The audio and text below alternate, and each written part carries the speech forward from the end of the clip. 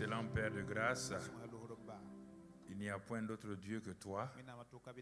Tu es l'unique, le Dieu vivant, le Dieu présent, le Dieu de grâce et d'amour. C'est dans ta présence que nous nous tenons ce soir et nous te remercions pour cette glorieuse présence. Non seulement en nous, mais avec nous, au milieu de nous, au-dessus de nous. Nous sommes environnés de cette grâce-là. Nous te bénissons ce soir pour ta parole qui sera donnée. C'est toi qui inspires la parole. L'homme a les phrases. L'homme n'a que les lettres. Mais l'Esprit Saint est celui qui donne la vie. Donne la vie à ta parole afin que nous recevons cela. Non seulement comme une nourriture, mais comme aussi, Seigneur, une puissance, une délivrance, et que toute la gloire revienne à toi, Père, au nom de ton Fils Jésus. Amen. Asseyez-vous dans sa présence. Gloire à Dieu. Gloire à Dieu. Nous rendons grâce à Dieu notre Père ce soir. Nous avançons. Et tout d'abord, je voudrais saluer la présence de notre bien-aimé frère, un homme de Dieu bien connu dans la sous-région, le docteur Banda et son épouse qui vient de Suisse. Donc voilà, c'est ça. Voilà. Et voilà, donc nos jeunes, pas des frères, des enfants, le prophète Tapsoba, et bon, Pierre, lui, il est connu maintenant, on entend son nom tous les mercredis. Voilà, le prophète Tapsoba, Pierre, et puis d'autres hommes de Dieu qui sont là. Que la grâce de Dieu soit avec vous, que sa paix soit avec vous, que le Seigneur vous conduise dans ce temps de partage de la parole de Dieu. Voilà, donc ce soir, nous allons simplement continuer la série que nous avons commencée depuis quelque temps. Vous savez, nous avons commencé à parler, que ce soit à l'EPE, le dimanche soir ou les mercredis. Nous avons parlé de l'école de guerre du Saint-Esprit. Pourquoi cette série de ce genre-là pratique? Pourquoi? C'est tout juste pour nous montrer qu'on ne peut pas travailler dans l'œuvre de Dieu sans que le Saint-Esprit en soit réellement celui qui nous forme, qui nous éduque, qui nous équipe.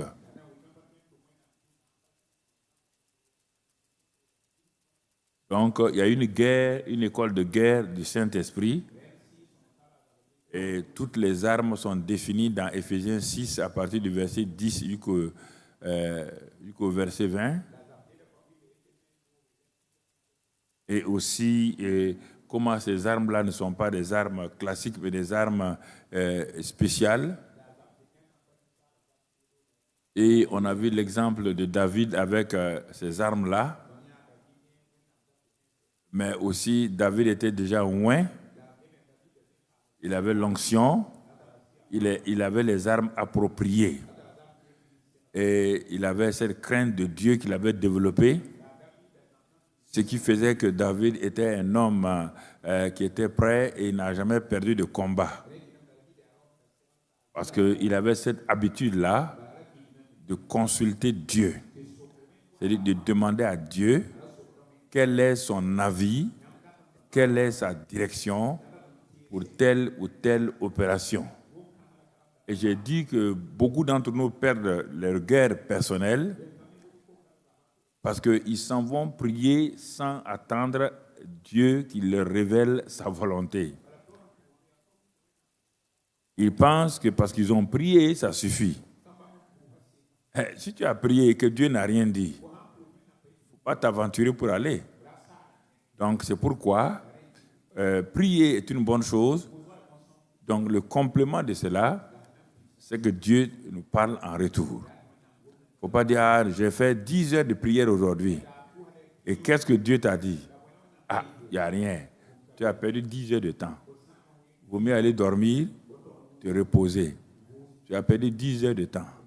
Les gens ne comprennent pas ça. Quand ils disent ça, ils ne savent pas. qu'il y a plus de 35 ans, nous avons commencé comme cela. Il y a des moments où Dieu met devant vous des personnes qui vont vous aider à ne pas prendre des chemins longs, sinueux, qui vont vous fatiguer. Mon frère, ma soeur, je priais dans des cavernes, sur les montagnes, partout. J'amenais les gens derrière moi à Koudougou. Oh, il n'y a pas un endroit, on dit là où il y a un serpent, là, nous on était là-bas. On ne sait pas s'il va nous bouffer ou pas, mais on était là-bas. Ça, c'est le courage de la jeunesse. La jeunesse entreprend des choses, ils ont la force, ils n'ont pas la sagesse. C'est ça. Ils peuvent faire veiller 24 heures. Et quand ils ont fini, tu dis, tu as reçu quoi? Il dit, non, comment? Power. Ça, c'est la force physique. C'est ça. L'école de guerre du Saint-Esprit, je vous ai donné un exemple. Nous sommes dans une guerre asymétrique actuellement en Afrique de l'Ouest et même dans le monde. Les armées les plus fortes, les plus puissantes du monde sont en train de combattre ce qu'on appelle des djihadistes, autres là. C'est difficile, on ne peut pas les avoir. Ils rentrent ici, ils rentrent là, ils sortent ici. Pourquoi? Parce que, mon frère, ma soeur, ils ont regardé là où l'armée, ils ont regardé où les engins de l'armée classique ne peuvent pas aller. Et ils ont pris des motos, ils rentrent dans les sables, ils grimpent, ils passent par les rivières. Pour les avoir, c'est un problème. Donc, à guerre asymétrique, il faut des armes asymétriques. Donc, c'est ça.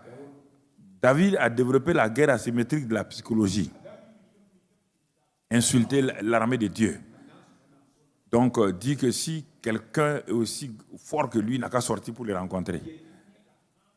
40 jours, il a tenu 40 jours. Il a bloqué tout Israël. Bon, quand j'entends les jeunes aujourd'hui dire que Dieu veut que nous soyons des géants, Dieu n'a jamais dit qu'il veut qu'on soit des géants. C'est un petit qui a tué un géant. David n'est pas devenu un géant pour tuer Goliath. Quand David partait sur le champ de bataille, n'oubliez pas qu'il n'est pas parti pour combattre. Parce qu'il faut bien lire toute la Bible. Son père, et on a moins David parmi ses frères. Son père n'a pas cru en lui, ses frères n'ont pas cru en lui. Et on l'a renvoyé pour garder les moutons. David a développé sa communion avec Dieu sur les collines derrière les moutons. Il a appris à faire la guerre dans des lieux discrets contre l'ours et le lion. Donc Dieu a formé David dans la discrétion. Mais quand un jour David et le père voulaient avoir les nouvelles de ses autres enfants qui sont en guerre, il a appelé le petit David pour l'envoyer comme un simple porteur de fromage et de pain. On ne lui a pas donné une épée, rien. Il dit, apporte ce pain-là et ce fromage-là à tes frères. Donc, on l'a envoyé comme un petit garçon de course. Mais l'homme était déjà formé. Il était formé où? Dans le discret. J'ai dit aux jeunes, laissez-vous former dans le discret. Le jour que Dieu va vous faire apparaître, ce sera vraiment avec éclat. Mais si vous-même voulez vous montrer avec éclat, vous allez éclater. Comme un ballon. Il est arrivé là-bas, sa mentalité était déjà formée. C'est toute sa manière de tuer, parce qu'un lion est plus fort que 10 Goliaths. L'ours est plus fort que 12 Goliaths, selon la définition scientifique de l'ours et du lion. Quelqu'un qui a pu tuer donc 10 Goliaths, plus 10 Goliaths, 12 Goliaths, ça veut 22 Goliaths. Ce n'est pas un seul Goliath en chair qui ne va pas tuer. Mais il a été révélé quand? Quand ses frères ont dit qu'il est orgueilleux, et ensuite quand le roi Saül a dit, tu n'es qu'un petit garçon, Goliath est un chef de guerre. Ils l'ont méprisé. Ils ont voulu lui donner des armes non appropriées. On ne peut pas, mon frère, ma soeur, utiliser des armes non appropriées aujourd'hui pour attaquer toutes les situations. Et je vois que tout le monde s'est agrippé sur 2 armes, prière et jeûne, pour attaquer tous les problèmes. La prière et le jeûne ne peuvent pas résoudre tous les problèmes. Quand même, lisez la Bible là. Où tu as vu Jésus prier et jeûner? Où tu as vu Paul prier et jeûner? Quand il s'agit des problèmes familiaux, quand il s'agit de tels problèmes, la prière et le jeûne sont une arme parmi tant d'armes. Parmi tant d'armes. Si vous prenez seulement une arme, vous agrippez sur ça, vous n'irez pas loin. Et c'est ce qui fait que les gens sont capables. Je dis ça à travers le jeûne de la prière pour libérer les gens, délivrer les gens. Mais quand ils arrivent à la maison, ils n'ont pas à manger. Il faut prier et jeûner pour manger maintenant. Ils ne savent pas comment faire. Pour construire leur église, ils ne savent pas comment faire. Ce n'est pas le jeûne de la prière qui vont te donner l'argent pour construire l'église. Non. Comprenez? Il faut prendre toute la parole. Toute la parole. Pas prendre une seule arme. Non. Regarde les armes de David. C'est des armes dans tous les sens. Les 5 pierres, 5 la grâce. Il les a ramassées dans l'étang. Il y avait donc le bâton, le symbole de l'autorité, et le nom du Seigneur. Il est parti dans le nom du Seigneur. Et ensuite, mon frère, il avait donc sa besace où il a mis les choses. Et on a vu tout cela. Il était habillé simplement comme un vainqueur. David est parti avec une mentalité de vainqueur. On a dit ça toute l'année passée. Le combat spirituel victorieux. On part en vainqueur pour vaincre. On ne part pas pour combattre pour vaincre. La victoire est déjà obtenue par Jésus. Nous rentrons dans la victoire de Jésus. Mais les gens, non, on va combattre. Toi, tu vas combattre qui? Toi, tu peux combattre Satan? Tu peux combattre un démon? Satan n'est même pas ici. En ce moment, il se trouve même en Indonésie. Il ne s'occupe pas de toi. Mais il a mis tout un réseau en place. Il a mis des esprits de démons qui t'ont étudié, qui connaissent tes défauts, qui connaissent tes caractères. Quand tu veux parler, les démons l'ont dit, comme un jeune homme là, qu'on voulait délivrer. Et il est venu à la délivrance. Au moment où la délivrance voulait se passer, il dit, ah oui, on doit le délivrer de quoi? Quand la délivrance a commencé, il y a un démon qui a parlé par la bouche du jeune homme. Et le démon a dit, chef, ce jeune-là veut qu'on le délivre de telle chose. Il dit, quel est son nom? Ils ont donné son nom. Attendez, on va voir. Ils ont examiné, ils ont dit, il ne peut pas. Il n'a pas de pouvoir. Il ne faut pas avoir peur de lui. Même s'il dit le nom de l'autre là, on ne dit pas le nom de Jésus avec Satan, on dit le nom de l'autre là. Il ne faut pas avoir peur. Parce qu'on le tient dans son registre avec nous là. Il a ça. Il va crier, il n'y a rien. On n'a pas pu le délivrer. Jusqu'à ce qu'il parte se repentir. Donc il y a des choses qu'il faut bien comprendre. C'est un ensemble. Ce n'est pas des choses individuelles à gauche, à droite. Il faut bien comprendre cela. Mais David a vaincu Goliath. Tu vois, simplement. Il est parti avec l'esprit, il est parti en vainqueur pour vaincre. Puisqu'il a dit, avant qu'il ne démarre, il dit, je veux couper ta tête. Je vais donner ta tête aux oiseaux. Donc David voyait quoi? Un Goliath quoi? Un Goliath sans tête. Or, toi, tu pars pour faire le combat.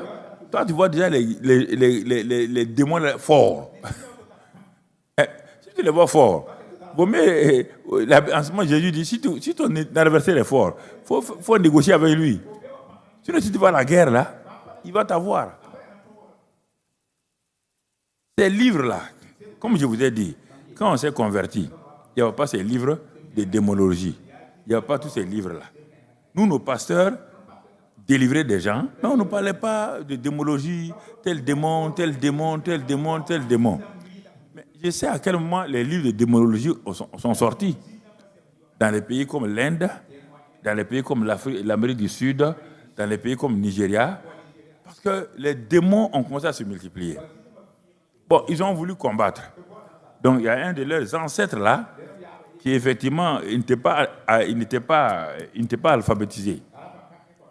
Donc, quand il s'est converti, Dieu lui a donné une onction spéciale pour délivrer les gens de beaucoup de démoniaques, des sorcelleries et tout. Si tu pars au Nigeria, son nom c'est Baba Show. Donc, tout le monde, mais il est mort il y a longtemps. Mais tout le monde connaît son nom. La plupart des grands ministères, Montagne de Feu, donc tout sont basés sur le ministère de ce papa-là. Il partait dans les forêts. Il attaquait les esprits dans les forêts, sur les montagnes. J'ai ces livres avec moi. C'est en ce moment-là que la démonologie s'est répandue.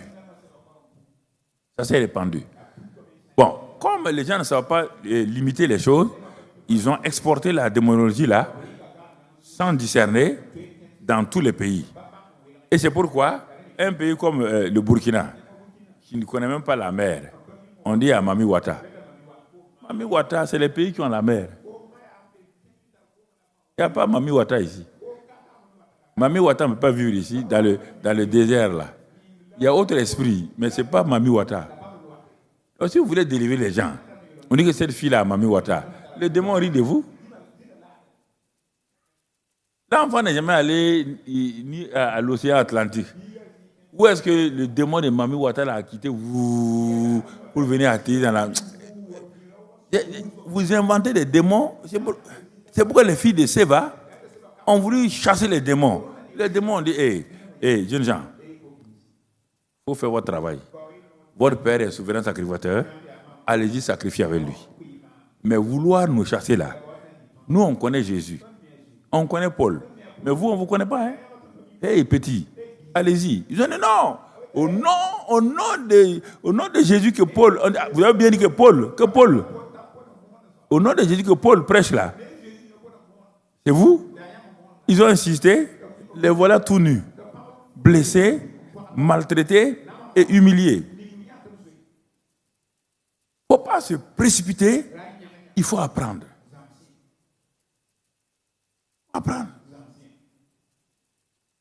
Les livres de démonologie ont apparu il n'y a pas longtemps.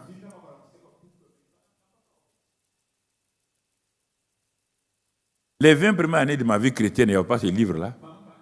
On chassait les démons, mais il n'y avait pas de... J'étais dans une église à Chicago. C'était les spécialistes de la démonologie presque dans le monde.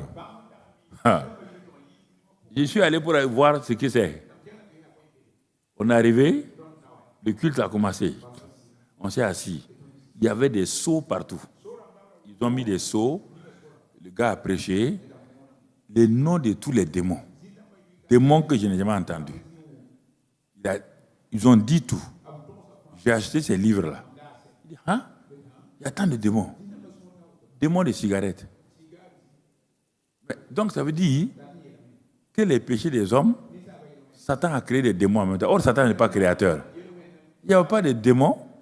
Quand Satan il n'y a pas de cigarettes. Quand Satan s'est révolté, il ne peut pas avoir des démons de cigarettes. Puisque Satan ne peut pas créer un démon de cigarettes. Les gens confondent les œuvres de la chair avec les démons. Nous tous, on était assis. Mon frère, quand il a fini de prêcher, il a distribué les seaux en plastique, que les démons là vont sortir. Tout le monde était prêt. Mon frère, tu regardes si tu as un démon. Chacun, et non, il nous a dit de regarder. Chacun s'examine, mon frère. Tu es prêt pour vomir tes démons aujourd'hui. Chacun avait son seau. Et puis, il distribue les bonbons Axe là.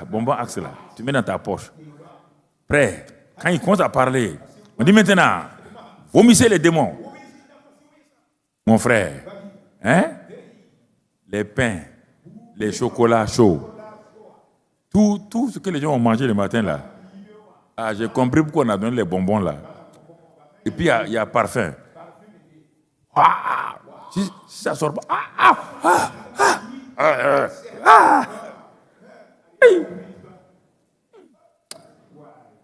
Quand c'est fini, j'ai regardé ça là.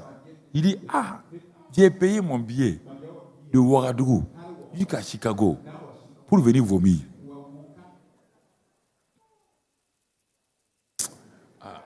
Vraiment, cette affaire-là, Dieu, il faut me pardonner.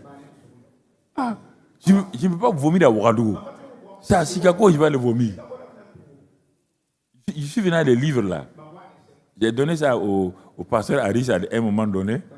Mais après, on a vu les livres là, il faut les laisser de côté. Donc tu vois, il y a des choses que j'ai apprises avant vous, que je vous dis pour que vous ne fassiez pas les mêmes erreurs. Ah, c'est l'école de guerre. Ensuite, nous avons vu le service des soins intensifs du même Saint-Esprit. L'école de guerre du Saint-Esprit. Après, nous avons vu le service des soins intensifs du Saint-Esprit. C'est un service, quand il y a des cas urgents, on n'a pas le temps d'aller jeûner, prier. Il faut l'amener dans la présence du Saint-Esprit. Quand il y a des cas urgents, quand on amène à l'hôpital, on n'a pas le temps d'aller faire radio, tout ça là. Parce qu'aux soins intensifs, il y a des spécialistes qui savent là-bas, mon frère, et qui savent qu'il faut opérer vite. Quand ils ont regardé, ça c'est appendicite aiguë. L'appendicite là va éclater. Si on n'opère pas vite là, c'est fini. Il amène la personne, si sa tension est bonne, c'est tout, c'est bon. Il regarde un peu, paf, il le met sur la table. Il l'opère. Donc, on n'a pas le temps d'aller prier et jeûner pour les soins intensifs. Comprenez? Donc, le service des soins intensifs, Dieu dit que même avant que tu n'aies fini de parler, lui, il t'exauce. On a détaillé ça. Le service des soins intensifs, mon frère, quand tu soupires, Dieu connaît ton cœur et il t'exauce. Mais c'est un service où on doit se confier au Saint-Esprit, uniquement au Saint-Esprit. On s'en remet à lui et on sait qu'il est capable de faire des grandes opérations. Ça peut être une urgence financière. Si tu ne payes pas, il y a des problèmes. À ce moment-là, il y a des prières, je vous ai dit, pendant ce temps, je vous ai montré les prières rapides dans le service des soins intensifs. Si tu ne donnes pas l'argent d'ici demain, on va t'arrêter.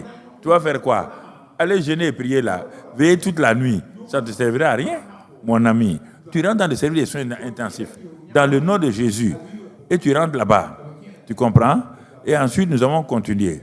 Nous avons continué ainsi, et nous sommes arrivés au garage du Saint-Esprit. Là, donc, ouais, chaque aspect de notre vie que j'ai présenté. L'école de guerre, on doit être des soldats bien armés, équipés, moins. Le service des soins intensifs, nous devons être en une bonne santé spirituelle, physique, financière et tout, lorsque nous savons nous introduire dans le service des soins intensifs. Le garage, là, notre vie est comme une voiture. Notre vie de prière est comme une voiture. Et avec cette voiture-là, on veut la démarrer, elle ne démarre pas. Le matin, on veut aller au service, on démarre la voiture, elle ne démarre pas. On continue, elle ne démarre pas. On s'arrête. Et qu'est-ce qu'on fait? Même si on ne s'y connaît pas, le peu qu'on connaît, on soulève le capot. Et on va regarder l'eau. On va regarder donc l'huile. On regarde ces choses-là, même si on ne s'y connaît pas. S'il manque l'eau, il manque l'huile, on sait pourquoi la batterie. Et puis on regarde les coches de la batterie si les coches ne sont pas desserrées. Bon, on a dit que là-bas, il y a 7 choses qu'il faut faire. D'abord, on a vu comment c'est la repentance, la reconnaissance, le renoncement. C'est ça que le garagiste fait. Et de moins, c'est pas ça. De moins, il y a d'abord les pannes. Il y a la batterie déchargée. Ensuite, on a vu il y a donc le joint de culasse qui est dangereux, qui tient le moteur. On a vu après la crémaillère. On a vu toutes ces choses-là, le niveau des huiles de frein et tout ça là. Si ça ne marche pas, votre voiture ne peut pas fonctionner. Si ça ne marche pas, on a transféré ça sur le plan spirituel. Si ça ne marche pas, votre vie de prière est en panne. Donc, je résume tout ça pour montrer que chaque aspect de votre vie est en analogie avec les choses naturelles. L'enseignant doit prendre, c'est ça. Quand on nous enseignait à l'école, pour comprendre, les maîtres qui avaient la performance au CM2, pour avoir 100% ou 90%, si tu partais, ils faisaient beaucoup d'exercices. Des exercices. Ce peu blanc, entrer en 6e blanc, sur quoi, ils faisaient ça. Beaucoup d'exercices. Donc, nous étions habitués à cette mentalité d'affronter des exercices. Mais le directeur qui n'a pas l'habitude de faire ça, ces enfants arrivent au CEP, c'est en ce moment qu'on les met devant des choses. Ils sortent découragés, du moins c'est déprimés. Mais en faisant des exercices régulièrement, des exercices, des compositions, ceci, tout, on est habitué à ça. Bon, quand on va au CEP, on va simplement dans un lieu où on fait des exercices. On n'est pas oppressé. Non, c'est ce qu'on a fait en classe là, qu'on va voir ici. On ne va pas nous donner autre chose que ce que nous avons appris en classe. Donc, c'est ça l'analogie entre la vie naturelle et la vie spirituelle. Donc, c'est comme ça que Jésus enseignait. Quand il parle de l'eau, quand il parle de grains, quand il parle de telle chose, mais il n'est pas cultivateur, il n'est pas éleveur, mais sa pédagogie était une pédagogie que les petits gens disaient, jamais homme n'a parlé comme cela. C'est pas, au contraire, les intellectuels n'aimaient pas ces prédications. On dit que ces enseignements ne sont pas levés. Il ne dit pas de gros mots. Il est trop terre à terre. Mais le petit peuple aimait ça. Le petit peuple, jamais un homme n'a parlé comme ça.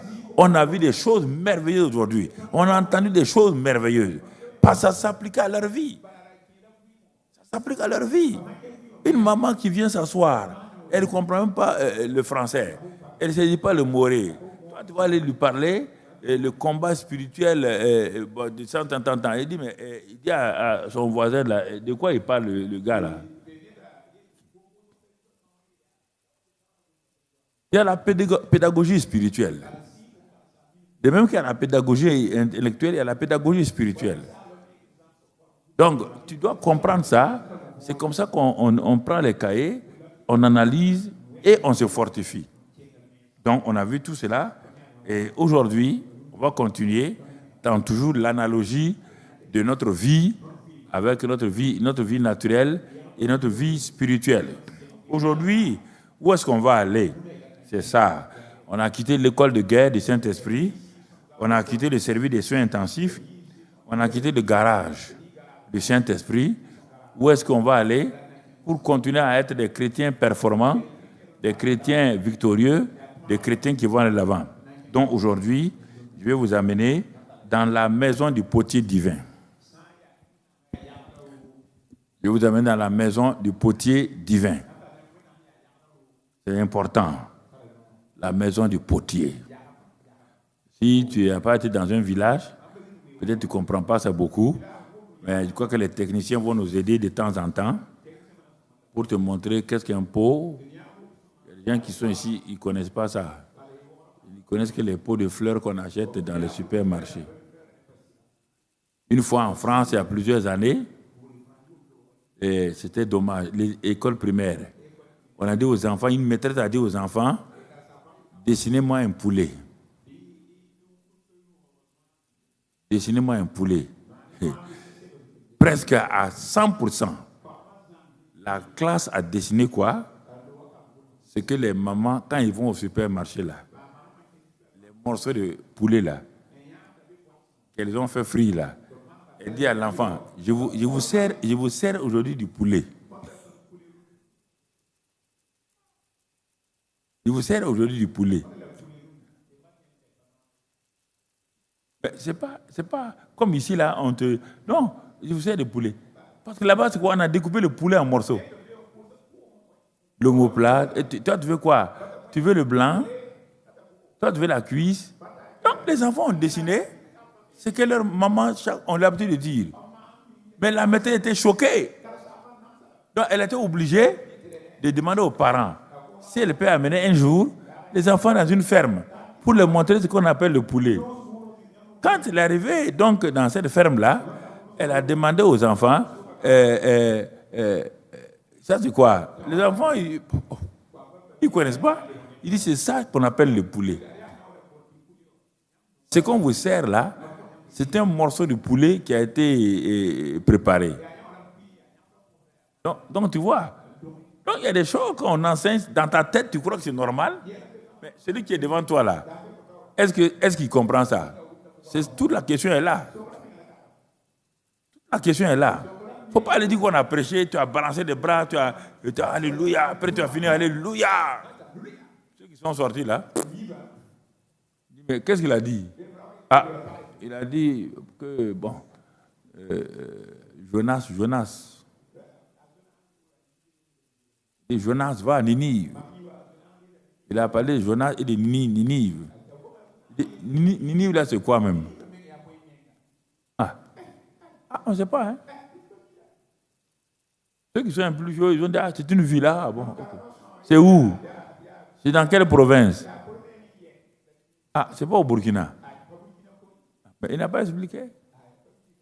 Oui. C'est comme les premiers députés africains. Les premiers députés africains. Il y avait beaucoup d'analphabètes dans les assemblées nationales. Quand le temps du budget vient, il y a un d'entre nous, ici, quand nous étions au lycée, il était dans notre assemblée nationale au Burkina, Haute-Volta. Quand le temps du budget arrive là, les gens, les ministres, puisque les ministres présentent leur budget, les députés disent non. Dépense, ça c'est pas bon. Donc il y avait bagarre. Notre papa là s'est levé. Il a parlé à Moré, il dit bon que lui il ne comprend pas. C'est que vous appelez budget là. Chaque jour on se bagarre ici. Il dit mais il faut l'attraper, l'enfermer.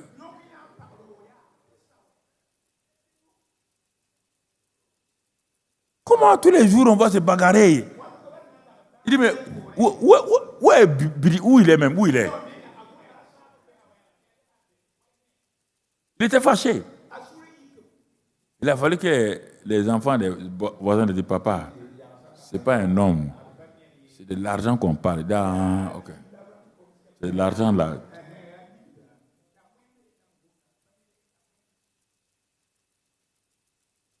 Il y a un député dans un pays aussi, au Sénégal au départ, avec le président Senghor.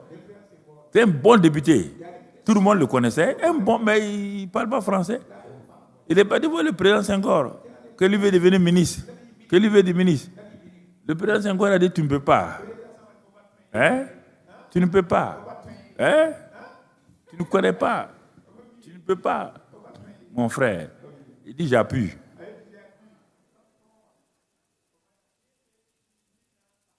Senghor dit, mais avec j'appuie déjà, j'appuie là. Tu vas aller où? Vous voyez? Non, la pédagogie spirituelle consiste à demander au Saint-Esprit, donne-moi les images, donne-moi les anecdotes, donne-moi les paroles qui vont correspondre à l'enseignement spirituel, mais que la personne voit l'élément naturel. Quand il associe les deux, il dit, bon, la vie chrétienne, c'est ça. C'est pourquoi aujourd'hui, je vous amène dans la maison du potier. Là où on fait les pots. Dans Jérémie 18. Jérémie 18. Regardons au verset 1 à 4. On va lire les Jérémie 18, verset 1 à 4. La parole de l'Éternel me fut adressée en ces mots. Non.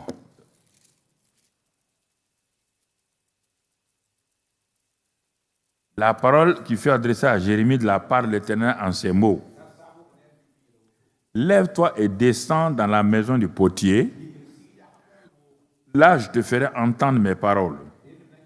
Je descendis dans la maison du potier et voici, il travaillait sur un tour. Le vase qu'il faisait ne réussit pas, comme il arrive à l'argile dans la main du potier. Et le potier en refit un autre vase tel qu'il trouva bon de le faire. On va s'arrêter là pour commencer notre message ce soir sur la maison du potier. Donc, dans la maison d'un potier, il y a le potier lui-même d'abord, que nous appelons encore le glorieux Saint-Esprit. Il y a la maison, il y a le pot qu'on doit faire. On a dit, il y a le garage, il y a le chef de garage, il y a donc l'équipe du garage et il y a le véhicule. On a dit, le service des soins intensifs. Il y a le chef chirurgien, ou le chef étant avec l'équipe, les équipements et le patient. Donc ce soir, on va voir dans la maison du potier qui est le potier, c'est quel pot il fait, qui est le pot et pourquoi il fait le pot. Quel est le but quand il veut faire un pot dans la maison du potier.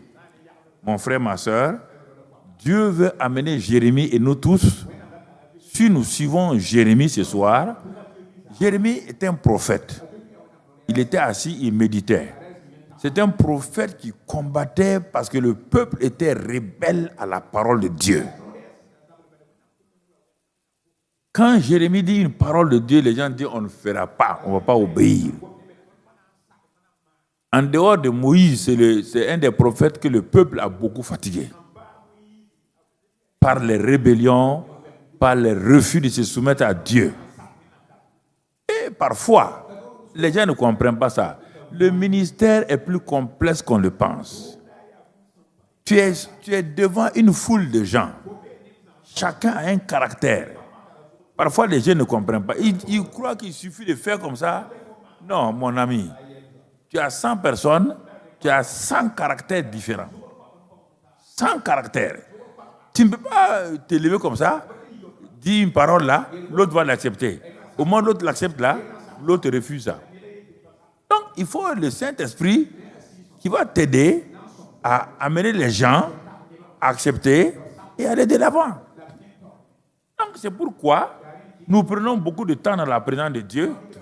Parce que c'est insensé de sortir pour dire j'ai pris ma Bible, le dictionnaire, la concordance. Ça ne suffit pas. Ça, c'est une préparation intellectuelle. Ce sont des mots que tu as. Mais la préparation spirituelle, c'est quoi? Tu ne connais pas les gens. Tu ne connais pas leurs besoins. Tu ne connais pas leur situation. Mais Dieu dit connais tes brebis. Connais tes brebis comment? En esprit. Quand je vois cette assemblée-là, je ne vois pas les individus. Je vois toute une assemblée parce que j'ai déjà prié pour vous. Afin que lorsque la parole viendra, je vois un seul cœur. Et ce cœur-là, s'il est un cœur rebelle, tous les cœurs rebelles sont dans ce mot rebelle. Donc quand je parle de rébellion, je parle de tous les cœurs rebelles. Et la parole que je vais envoyer va toucher tous les cœurs rebelles. Quand je dis blessé, je sais de quoi je parle. Je ne parle pas de blessés individuels. Tous ceux qui sont blessés intérieurement. Quand je dis ça, puisque j'ai demandé au Saint-Esprit de me dire ce qu'il y a à faire, quand je dis ça, je m'attends à ce qu'il fasse ce qu'il a dit qu'il va faire. Je ne sais pas pourquoi je vais me fatiguer, pourquoi me tendre, pourquoi essayer de jouer. Non, ça ne sert à rien. Je ne peux rien par moi-même, mais je puis tout par Christ. Donc, si j'ai déjà préparé, je laisse le Saint-Esprit agir. Et la parole est puissante. La parole qui a été donnée au Saint-Esprit pour faire partir les ténèbres. Et la lumière fut. La même parole est là aujourd'hui. La même parole est là. Il dit qu'il envoie sa parole, il veille sur elle, et quand la parole vient, la parole agit. Dès que j'ai été branché avec cette manière de faire, donc dans les années 80, je n'ai plus quitté ça. J'ai dit, mais Dieu m'a dit que sa parole est un absolu. Un absolu. Que je la comprenne ou pas, qu'un grand intellectuel me dise le contraire, demeure dans ma parole. Reste fidèle à ma parole. Même ceux qui ne veulent pas là, continuent à rester là-dedans. Donc mon frère, c'est pourquoi Dieu nous dit, suivez Jérémie. Suivez-le. Il dit, Jérémie, lève-toi. Et nous tous, nous le suivons. On est en train de suivre Jérémie. Je vous amène à la suite de Jérémie. Il va dans la maison du potier. Jérémie connaît la maison du potier. Parce que c'est dans son village. Suivons-le seulement. Il arrive dans la maison du potier. Il descend dans la maison du potier. Descendons avec lui. Il faut que ta pensée, ton imagination me suivent. Allons dans la maison du potier. Il est rentré. Il a trouvé le potier assis. Il a trouvé le potier assis. Quand il a trouvé assis, toi aussi tu le regardes. Mais tu te poses la question, qu'est-ce qu'un homme est en train de faire? Il fait quoi? Il est assis, il a de l'argile dans sa main. De l'argile. Hey, cet homme est important là. Qu'est-ce qu'il fait de l'argile? Ah, tu ne sais pas. C'est pourquoi Dieu dit à Jérémie d'aller. C'est pourquoi Dieu dit, suivez Jérémie. Il a de l'argile dans sa main. Et qu'est-ce qu'il veut faire? Comme tu ne sais pas, il dit qu'il travaillait, il travaillait sur un tour. C'est-à-dire que les tours, bon, on va le voir tout à l'heure en détail. Et tu regardes. Mais qu'est-ce qu'il fait là? L'argile là, c'est quoi? Pourquoi il fait tourner ça? Et pourquoi ces mains-là sont sales? Ces mains-là sont sales dans l'argile là, en train de travailler. Et puis on regarde. On voit que le monsieur s'arrête. Il dit, ah, ça n'a pas marché. Ce pot-là n'est pas bon. Ça n'a pas marché. Et on assiste à quoi? Il casse tout le pot là. Il brise tout ça. Il fait fondre encore. Et il va travailler pour faire un autre vase tel que lui il le veut. Alors Jérémie dit, peuple, écoutez-moi. Je vous ai amené dans l'atelier, la maison du potier divin qui est le Saint-Esprit. Et l'argile que vous voyez dans sa main là, c'est votre vie. C'est votre vie. C'est pourquoi il est descendu. Il s'est abaissé. Mettre sa main dans l'argile, dans la poussière, dans la terre là. Pourquoi? Parce qu'il a été envoyé pour ça. Pour faire de ta vie un vase, un pot. C'est pourquoi il n'a pas peur. Il n'a pas honte. Ah bon? Nous tous on regarde Jérémie, ah bon? Donc tu veux dire l'argile là, c'est notre vie. Il dit oui. Il dit mais il n'a pas réussi à faire ce vase, ce pot là. Pourquoi? Il dit ah, c'est un d'entre vous. Il a voulu faire ta vie. Regarde comment il a essayé. Depuis 10 ans, il veut faire de ta vie une bonne vie. 10 ans après, regarde ta vie.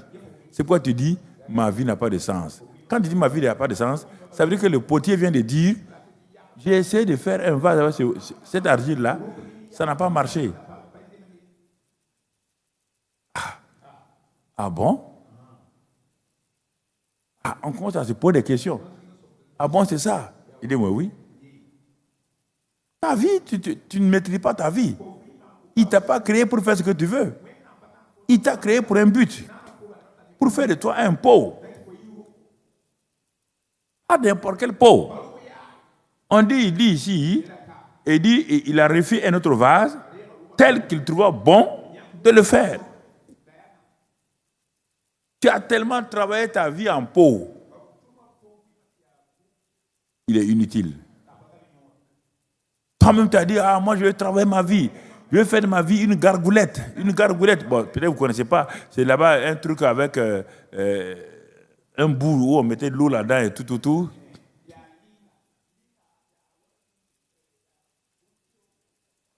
Mais tu as fait de ça et brusquement, tu peux trouver que Dieu ne voulait pas que ta vie soit une gargoulette. C'est un autre pot.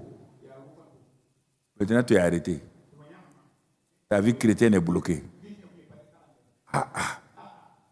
Mais c'est 15 ans de vie chrétienne. C'est ça comme ça, oui. Mais Dieu te dit, mon fils, ma fille, je t'ai arrêté plusieurs fois. Je t'ai parlé à travers des hommes. J'ai dit, par la boue de Eliou, à Job et à ses amis, Dieu parle tantôt d'une manière, tantôt d'une autre. Les gens ne prennent pas garde. Il dit, regarde, à 15 ans, je t'ai parlé comme ça. Il dit, ah oui. Ah, c'était Dieu, oui. À 25 ans, je suis venu. Quand tu voulais décider pour te marier là, je suis venu, j'ai enlevé la paix dans ton cœur.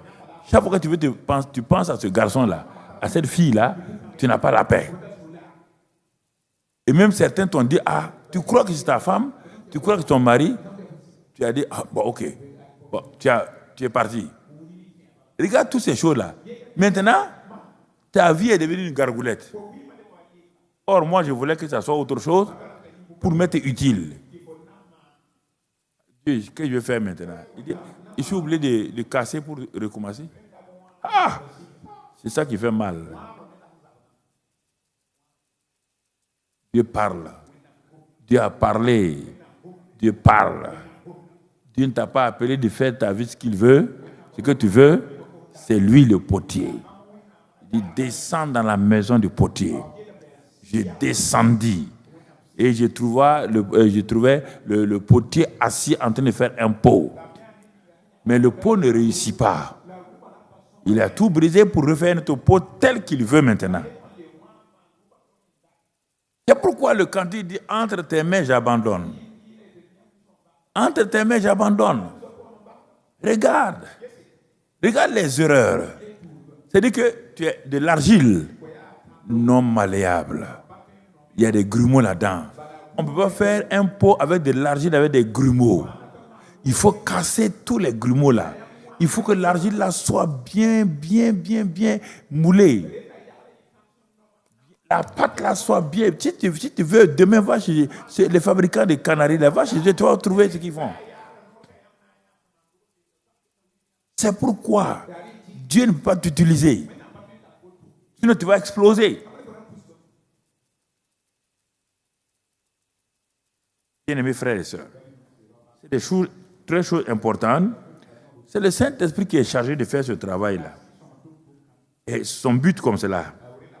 Et il le fait à travers la parole. C'est pourquoi dans Romains 12, avec 1 et 2, si on voit, il utilise d'abord la parole. Le Saint-Esprit utilise la parole et on va voir lui-même ce qu'il fait. Romains 12, versets 1 et 2, il dit, mes enfants, ne vous conformez pas au siècle présent. Ne fabriquez pas vos vies comme les pots de ce monde-là. Or, c'est le chrétien d'aujourd'hui qui veut faire ça. Regardez nos filles. Elles veulent être comme telle vedette, telle artiste. Elles ne sont pas contentes d'elles-mêmes. Elles ne sont pas fières d'elles-mêmes. Elles veulent ressembler à cette fille artificielle-là qui sa vie, elle couche avec tout le monde parce qu'elle est une grande chanteuse, sa voix est belle, on la voit dans les magazines, elle veut ressembler. Donc toi, tu vas prendre ta vie pure là, aller t'identifier à cette femme-là.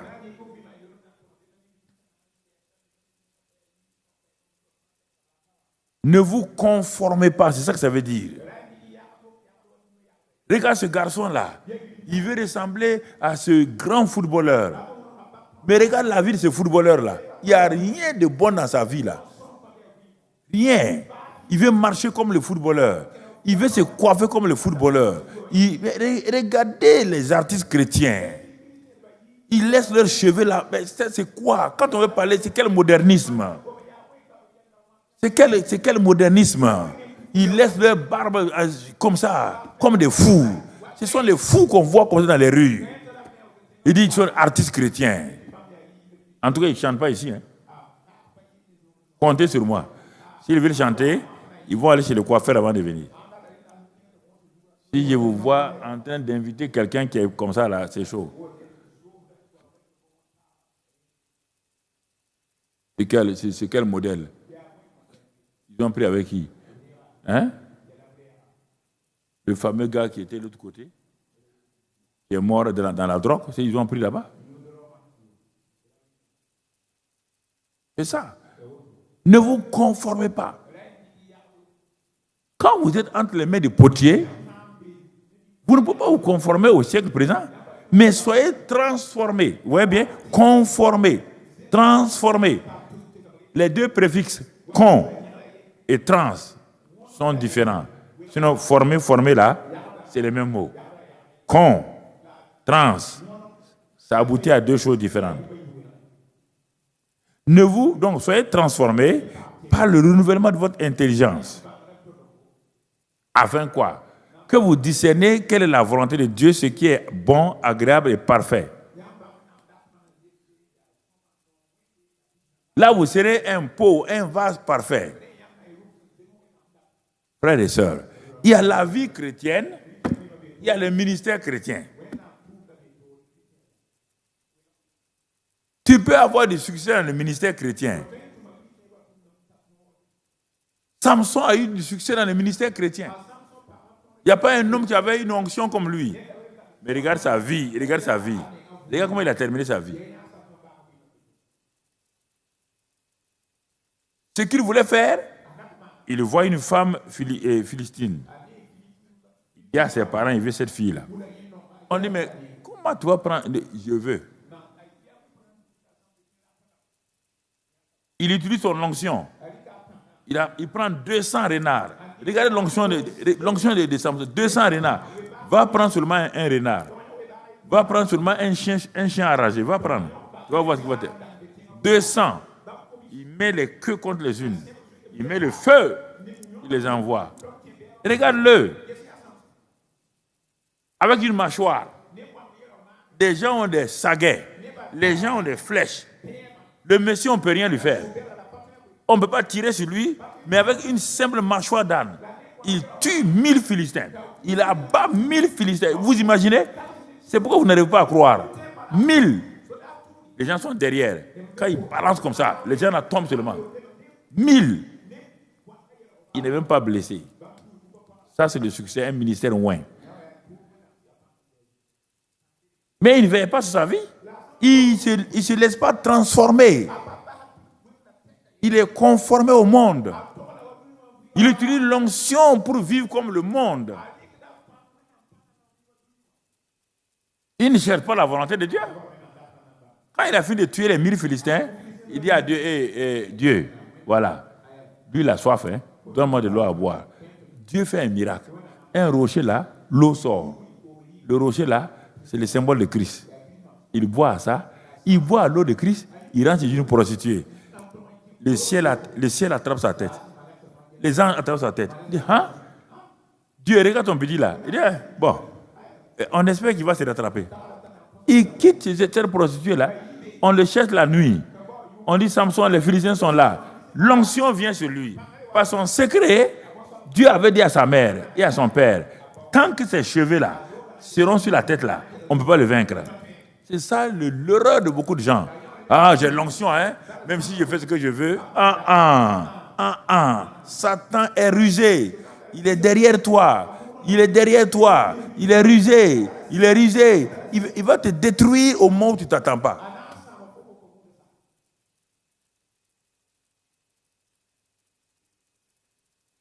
Il rentre chez Delilah. L'onction ne peut rien faire contre Delilah. Ça, c'est les situations où ton onction ne peut rien faire. Je vous dis ça pour que vous compreniez. Ton onction ne peut rien faire. L'onction ne peut rien contre les ruses. L'onction peut contre les jougs. L'onction détruit les jougs, pas les ruses de l'ennemi. Ok. Les ruses, c'est la sagesse et l'intelligence qui détruit les ruses, pas l'onction. Regarde l'homme ouin. Regarde l'homme ouin. Par la rue de Delilah, les Philistins ont dit, on veut l'homme là. Il dit, moi Delilah, je vais vous le livrer, mains et pieds liés. Donnez l'argent, posez de l'argent cash. Posez de l'argent cash. Je vais vous le livrer.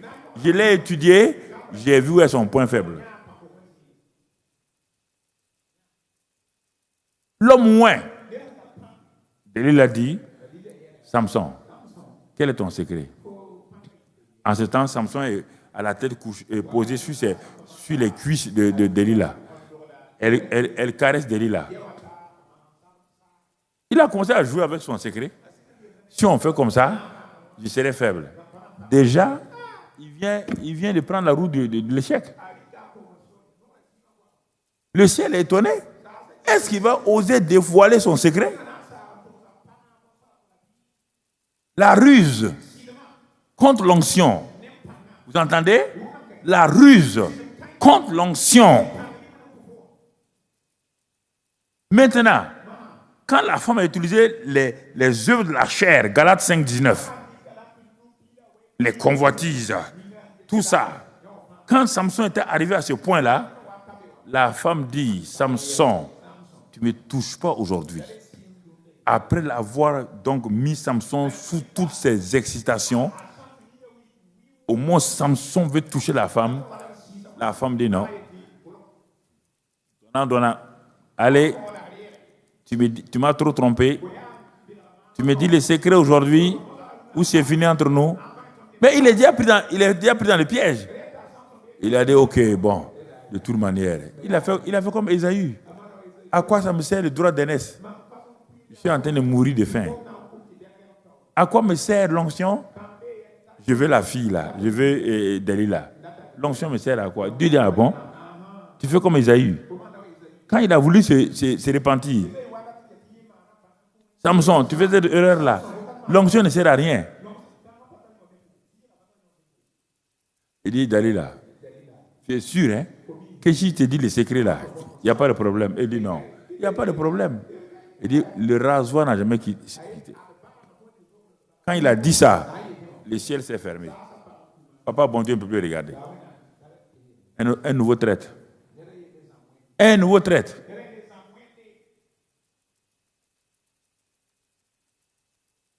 Elle a rasé Samson. Elle caresse Samson en rasant. L'onction est partie à travers les caresses. Quand tout est fini, elle l'a endormi. Elle crie, Samson. Les Philistins sont là. Samson s'est levé. La Bible dit qu'il s'est levé. Il s'est secoué. Il a pensé quelque chose. Il ne savait pas que l'Esprit Saint était parti. Le Saint-Esprit vient avec bruit. Quand il s'en va. Il s'en va. Tu ne sais pas qu'il est parti. Quand il vient dans la chambre haute, c'est avec bruit, boum, tout tremblait. Tu comprends? Quand il est venu sur Samson, on dit qu'il l'agitait. Le Saint-Esprit l'agitait. Mais dans la maison de Delilah, quand Samson s'est levé, ce n'est pas le Saint-Esprit qui l'a agité. C'est lui-même qui s'est agité. Il est habitué à ça. Il a cru que bon, maintenant, il s'est agité. On l'a attrapé. Ses yeux ont été crevés. On l'a rendu esclave. Et Samson est mort d'une mort. Il n'a pas pu faire le ministère pour lequel Dieu l'a appelé.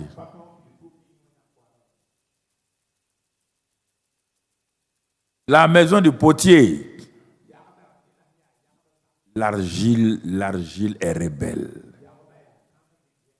L'argile veut contrôler. L'argile veut dire, moi je vais être tel pot, moi je vais être tel pot, je choisis. Dieu dit non. C'est le Saint-Esprit qui est le potier.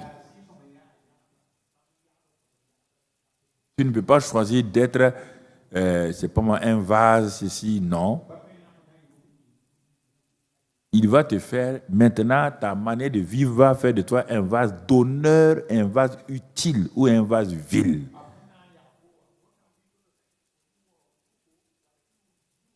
Le Saint-Esprit, 2 Corinthiens 3. 2 Corinthiens 3, versets 16 à 18. Regardons le rôle du Saint-Esprit. Mais lorsque les cœurs se convertissent au Seigneur, le voile est ôté. Le voile est ôté. Ensuite, or, le Seigneur, c'est l'Esprit. Et là où est l'Esprit du Seigneur, là est la liberté. Mon frère, nous tous qui le visage découvert, nous tous qui avons le visage découvert, contemplons comme dans un miroir la gloire du Seigneur. Mon frère, nous sommes transformés en la même image, de gloire en gloire, comme par le Seigneur Saint-Esprit. La parole, Romains 12, le Saint-Esprit, 2 Corinthiens 3. Quand les deux sont ensemble, la transformation, le moulage, le coulage de notre vie entre dans un processus. Mon frère, et on retourne dans Jérémie 18, 4 à 6 là. Quand il a refait notre vase, lisons peut-être le verset 6.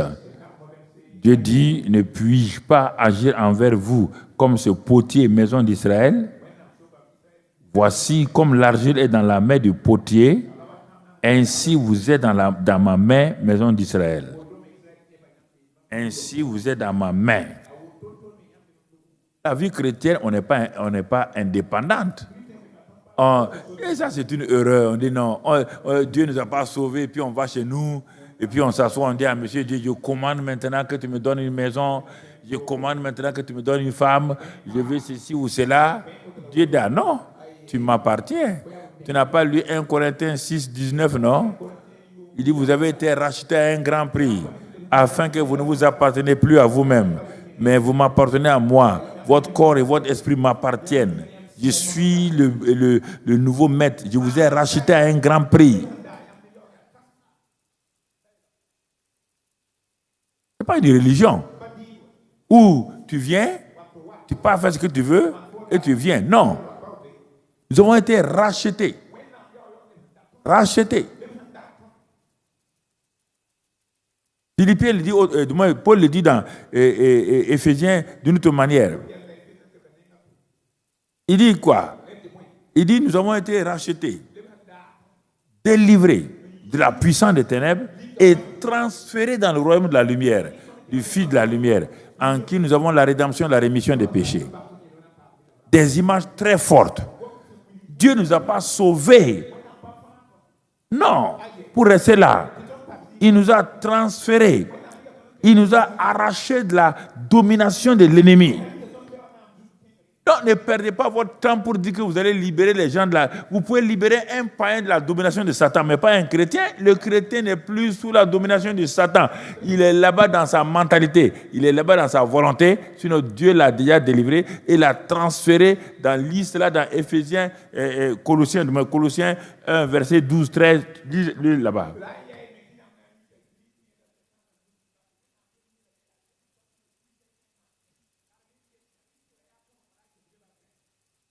C'est ça. Tu parles de dominer à dominateur. C'est important que tu comprennes ça. Si tu as compris cette introduction-là, maintenant on va passer à la deuxième partie donc, du message, de l'exhortation. Alors, si tu ne dis pas à Dieu que toi tu résistes, je vais te lire un passage avant de continuer. Si tu ne dis pas à Dieu que toi, tu résistes, mais tu dis à Dieu, entre tes mains, j'abandonne. J'ai noté des versets. J'ai un tableau là. J'ai fait un tableau que je vais tout à l'heure demander à la technique de nous montrer au fur et à mesure. Donc, si tu n'es pas quelqu'un qui veut se rébeller, ou bien tu t'es rébellé, tu es devenu un vase vraiment qui n'était pas utile, un vase d'usage vil, tu as demandé à Dieu, et Dieu t'a pris, c'est là qu'il a brisé le pot, il est en train de refaire, ou bien en tout cas, alors en ce moment-là, on va voir les grandes étapes, le tableau des grandes étapes de transformation donc, de l'argile vie en vase d'honneur servant pour Dieu.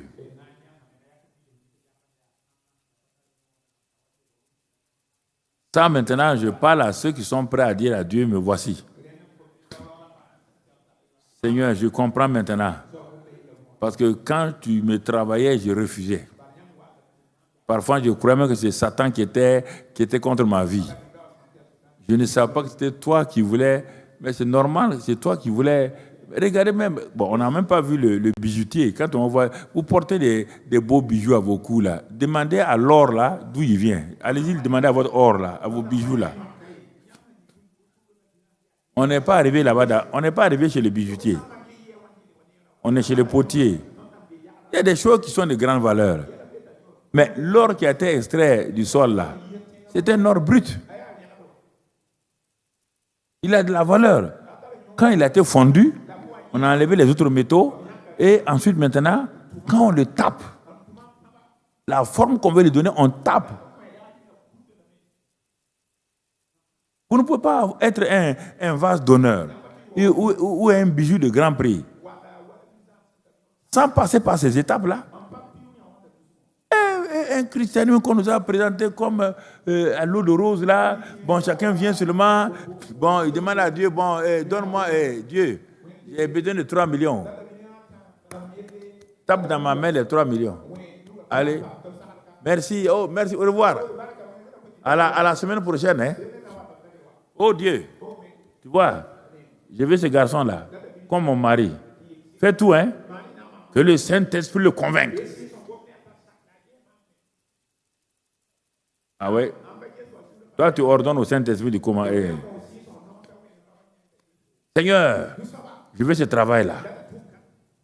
Ouh, tu as vu? Le salaire là, c'est 3 millions 200. Les 3 millions 200.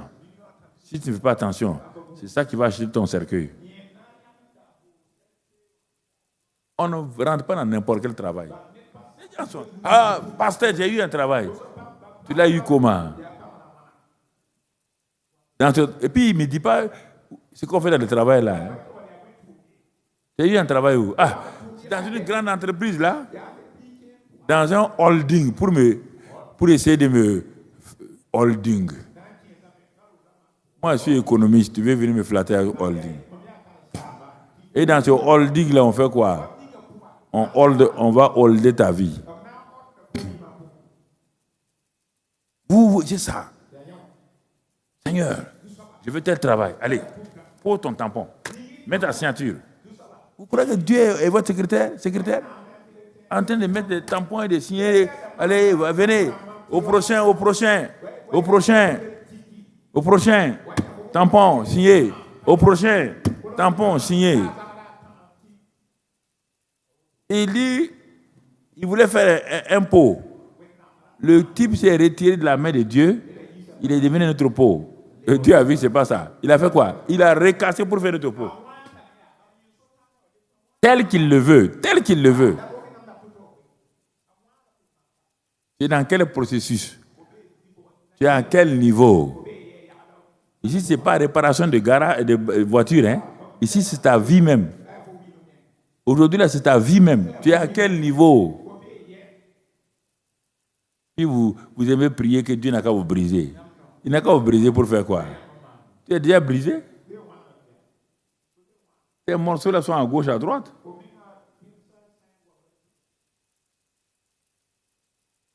Regardons. Si tu es prêt, je veux continuer. Si tu n'es pas prêt, j'arrête mon message ici. Et on va à la maison. Ah. Si tu es prêt à continuer, on va aller. Si tu n'es pas prêt, on va arrêter. Ça ne me sert à rien de parler si tu n'es pas prêt à pratiquer. Nous ne voulons pas des auditeurs oublieux, dit Jacques. Non. Auditeurs oublieux, là, ça n'intéresse pas. En tout cas, bon, peut-être les jeunes, là, ça les intéresse. Pour dire, j'ai prêché aujourd'hui, tu sais, à notre réunion, là, il y avait 6000 personnes. Mais 6000 personnes, ils ont fait quoi à ton message? Rien. Les foules suivaient Jésus. Ce sont les mêmes foules qui ont dit, crucifie-le. Des gens qui l'ont guéri. Des gens qui ont mangé les pains multipliés. Ils ont mangé les pains multipliés. Ils ont vu des miracles et des miracles. C'est eux qui ont dit, crucifiez-le. Crucifiez-le. Jésus il les regardait. Il connaît l'homme. Il sait ce qu'il y a dans l'homme. Si tu ne connais pas ça, tu seras déçu. Tu seras tout le temps déçu. Quand on va te critiquer un peu, tu es découragé. Quand on va t'insulter, tu es découragé. Quand on va parler mal de toi sur les réseaux sociaux, tu es découragé. Tu ne connais pas l'homme. L'homme est comme ça. L'homme est comme ça. L'homme est comme ça. Alors, comme tu ne réagis pas, donc tu es d'accord avec moi, on va continuer. On va voir ce soir-là, bon, les 4 grandes étapes de transformation que le potier fait pour que l'argile devienne un pot de grande valeur.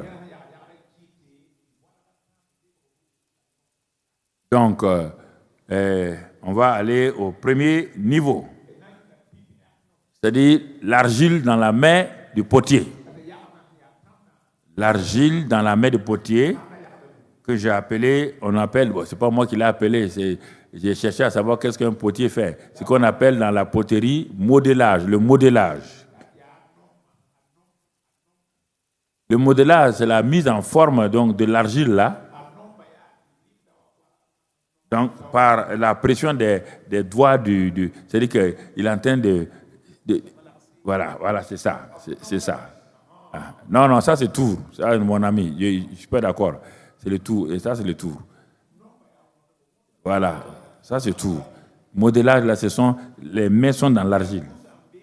Voilà. Ça. Regarde, voilà ta vie. Entre les mains du grand potier. Tu aimes ça? Toi, tu aimes ça? Regarde ta vie. Un silence, hein? Ah ouais, mais on veut devenir comme le papa. Je suis passé par ici, là. Quand je pleurais tout seul, je ne sais même pas qui m'écoutait. Personne. Je pleurais tout seul. Après, moi-même, je m'assois, je me console moi-même. Il n'y avait personne. Il n'y avait pas de papa pour me consoler. Tout le monde était contre moi. D'où il vient ce gars-là? Il perturbe tout le monde ici. Je m'en vais dans tel pays. Mais il vient faire quoi? Il était dans ses mains. Il m'a dit, reste ici. Hein. Je n'ai pas fini encore. Hein? Tu n'as pas fini. Ça va finir quand? Il dit, attends. Tu me vois parler aujourd'hui. Il dit, il parle bien. Mais je viens d'où?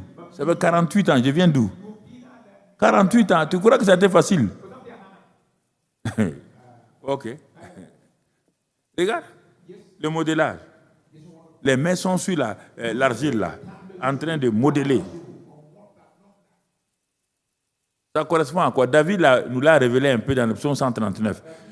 Regardons les versets spirituels maintenant, concernant le modelage. Dans le psaume 139, versets 15 et 16, David nous a donné ça. Mon corps ne t'est point caché devant toi, lorsque j'ai été fait dans un lieu secret, vous voyez bien, la maison du potier, tissé dans quoi? Dans les profondeurs de la terre. Quand je n'étais qu'une masse informe, tu vois? Ta vie là, dans les mains du potier, c'était une masse informe. Tes yeux me voyaient et sur ton livre étaient tous inscrits les jours, donc les jours qui m'étaient destinés avant qu'aucun d'eux existât.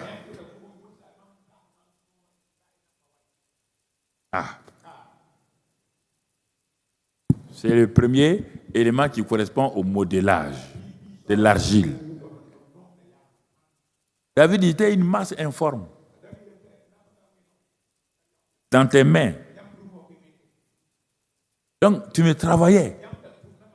Tes yeux étaient sur moi. Tu me travaillais.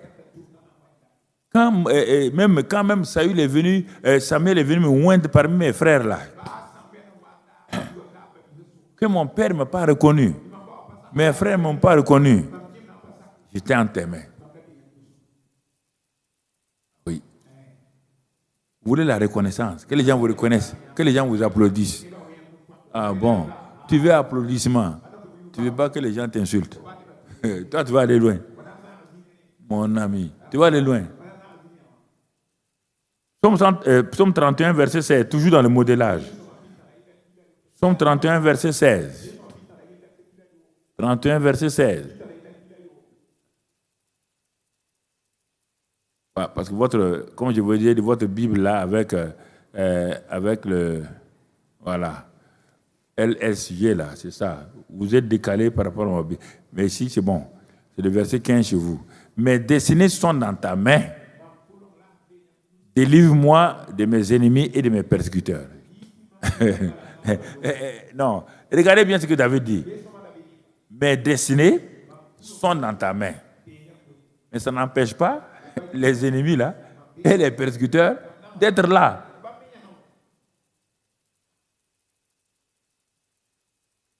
Ça ne les empêche pas. Ah oui, mais moi, Dieu m'a fait comme ça. Oui, mais ça n'empêche pas que les persécuteurs et les ennemis soient là. Ça ne les empêche pas. Pas tu es dans le modelage. Tu es dans le modelage. Toi, tu es pressé par le ministère. Dieu n'est pas pressé par le ministère. Dieu est pressé par ta vie. Paul a commencé à Damas. Mais regarde par où il est passé. Mais quand il s'arrête plus tard, il te dit dans les livres de Galates, dans les livres de Corinthiens, dans les livres de Timothée, 40 coups moins 1. Trahi par des faux frères. Jeté parmi les fauves.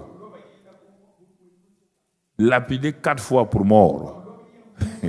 Quand il te fait tout ça là, quand toi tu vois Paul ressusciter les morts là, alléluia, quelle onction. Quand Paul guérit les malades, quelle onction. Paul te dit, chaque ministère a son onction et ses épreuves. Et vous posez la question, vous vous faites appeler prophète, prophétesse. Vous pouvez... Ok. Va prendre la vie de tous les prophètes de la Bible là. Va prendre leur vie. Ne regarde pas leur miracle, hein. Regarde leur vie seulement. Tu vas enlever vite le mot pro là, tu vas devenir fête.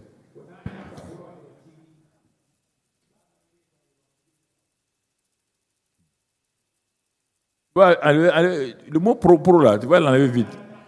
Et tu vas devenir fête seulement. Il dit voilà les signes et les choses d'un apôtre, d'un ministère apostolique. Ça, il le dit aussi. Ah bon? Donc, dans le ministère apostolique, il y a des coups. Oui. Il y a des trahisons. Oui. Il y a tout ça. Dieu dit oui. Ah, Dieu, garde-nous de ça. Il dit, donc, quitte le ministère alors. Ministère pastoral, c'est la même chose. Ministère évangéliste, c'est la même chose. Ministère docteur, c'est la même chose. À chaque onction, les épreuves correspondantes.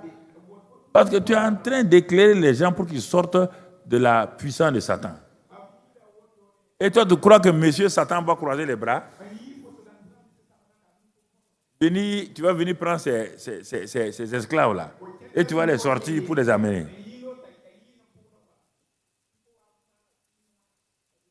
Tu penses à ça un peu. C'est pourquoi toi, tu dois être fort. Il dit, soyez fort de la force du Seigneur. Éphésiens 6, 10. Soyez fort de la force du Seigneur d'abord. Tu comprends? Soyez fort de la force du Seigneur.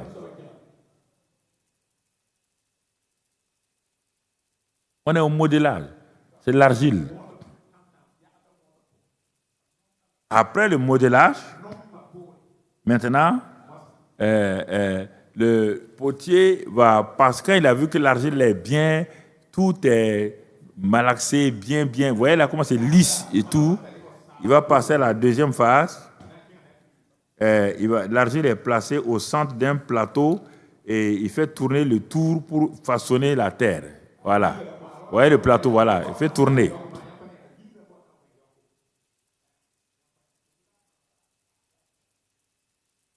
Vous voyez bien, il fait tourner.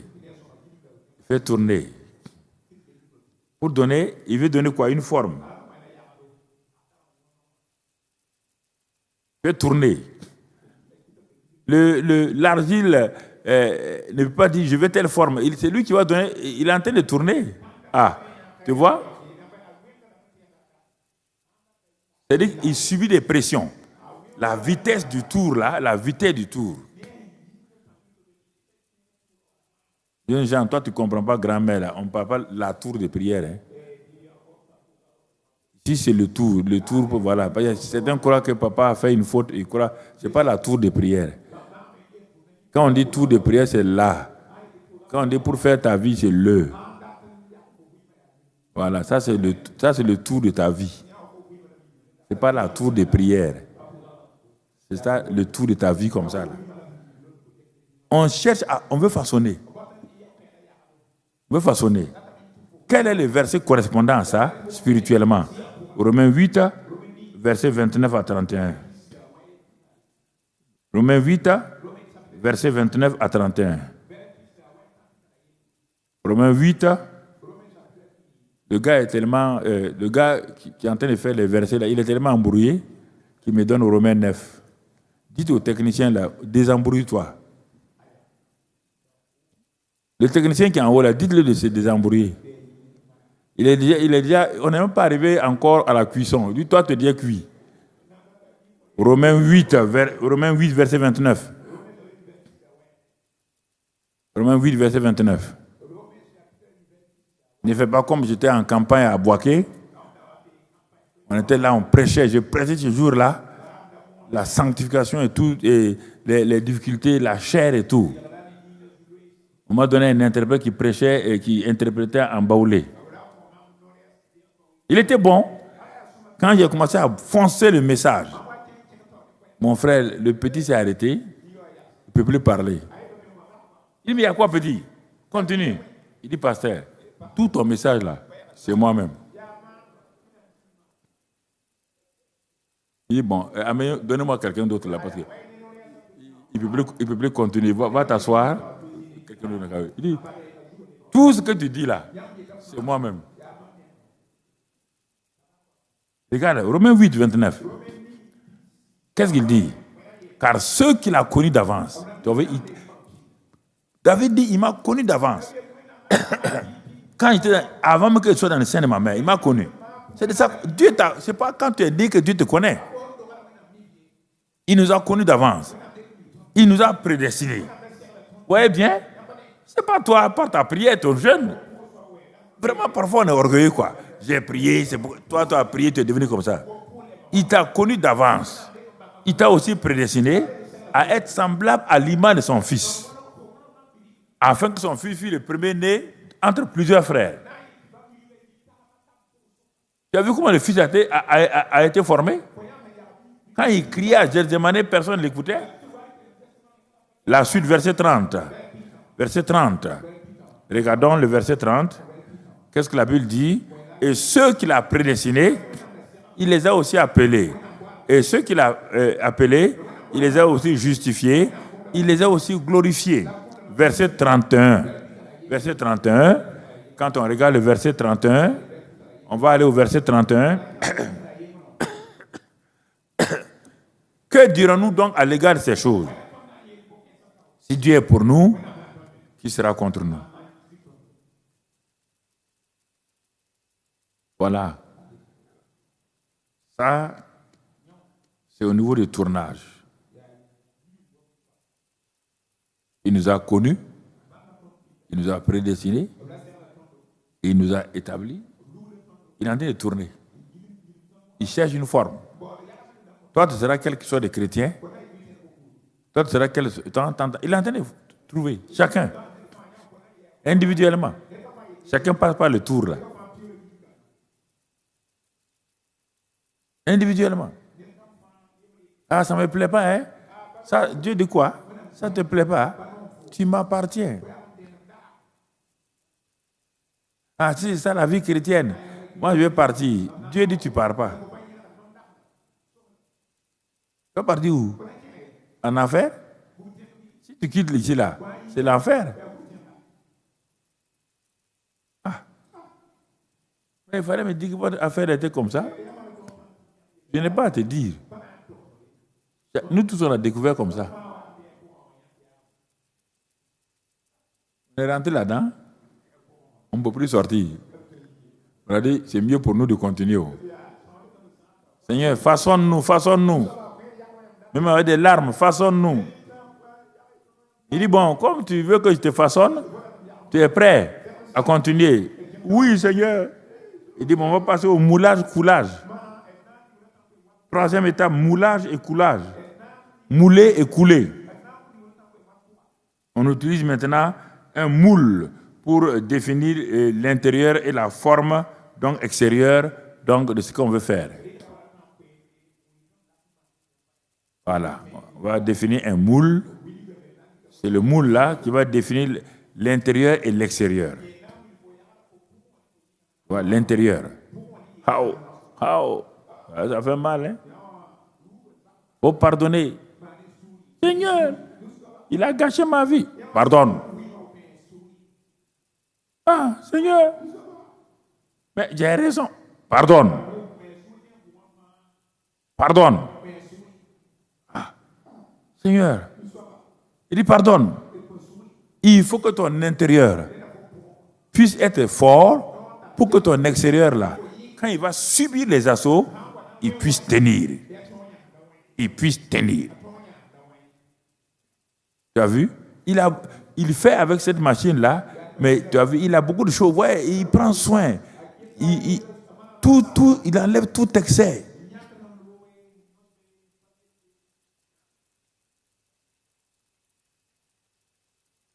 Tu as vu comme ça?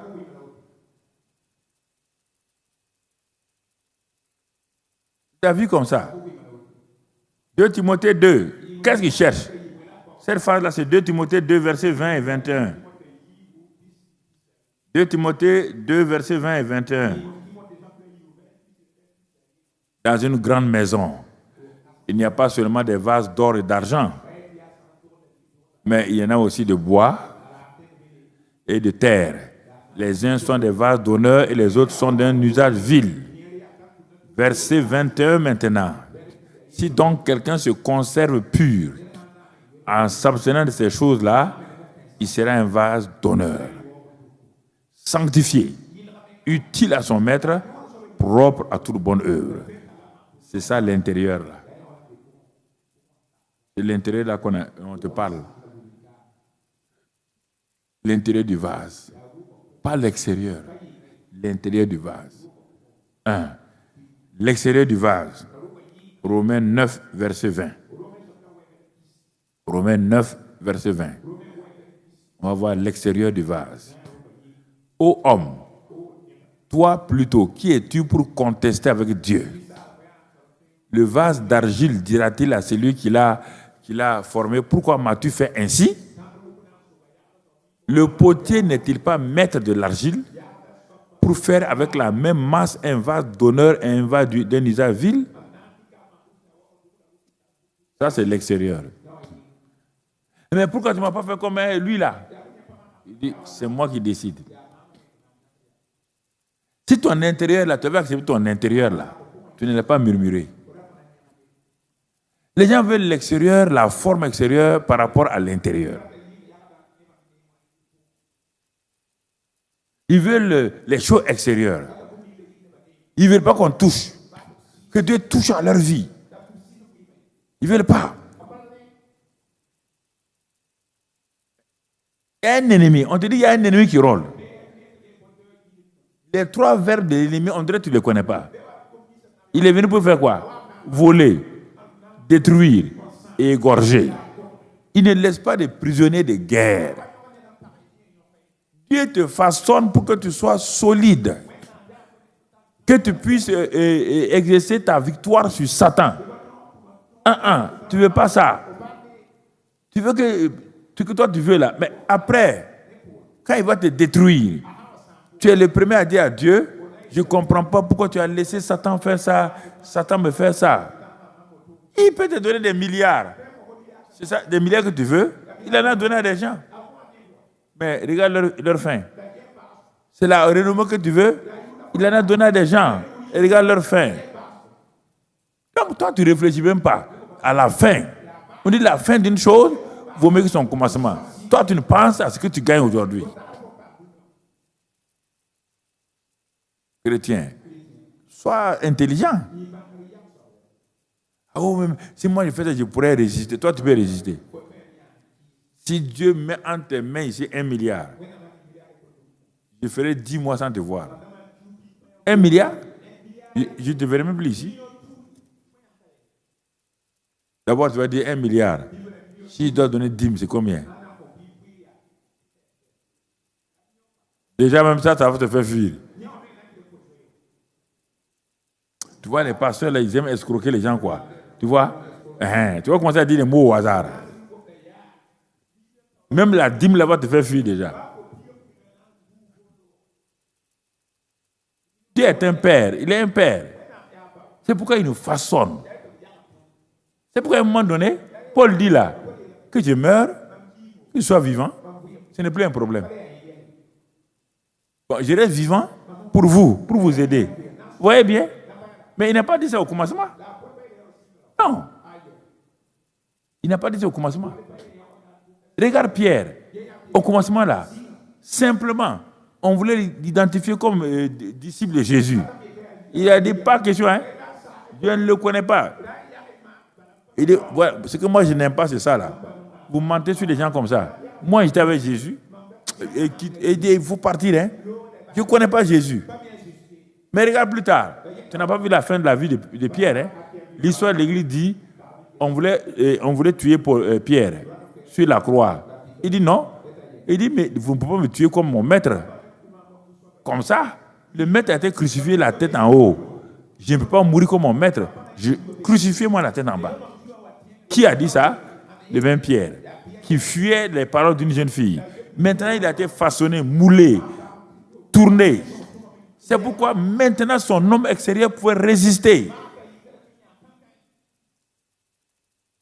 Ne suivez pas les choses extérieures, que vous allez avoir ça, l'abondance, la position. Ça ne dure pas. Ça ne dure pas. Ça va vous flatter. Mais quand l'ennemi va vous attaquer, il va vous créer un problème. Mais si votre homme intérieur est bien bâti, même si Dieu vous envoie des milliards, si Dieu vous donne des positions, vous êtes tranquille. L'humilité est là. Ça ne vous monte pas la tête. C'est de ça que je vais vous parler. Dieu n'est pas contre les bénédictions. Mais bénédiction sur un homme qui n'est pas une femme, qui n'est pas équilibrée, ça devient une malédiction.